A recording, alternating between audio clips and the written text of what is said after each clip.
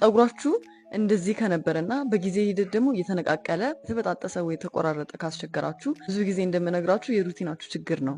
ሩቲናችሁን ማስተካከል ይኖርባችኋል ማለት ነው። እና ሩቲናችሁ ውስጥ ደግሞ የሮዝመሪ፣ የካስተር ኦይል፣ የፔፐርሚንት ኦይል ጸጉራችሁ መጠቀም ይኖርባችኋል። ምክንያቱም እነዚህ ኦይሎች በየግላቸው ጸጉራችሁ እንዲፋፋ እንዲያድግና እንዳይሰባበር ዘለላውንም ለማጠንከር ወፍራም ዘለላ ከጸጉራችሁ እንዲወጣ ስለሚረዷችሁ ማለት ነው። የኑር ኢሴንሻል ኦይል እዚህ ነገር በጣም አሪፍ መፍትሄ ነው። እነዚህን 5 ኦይል ነው ኮንሲስት የሚያደርገው።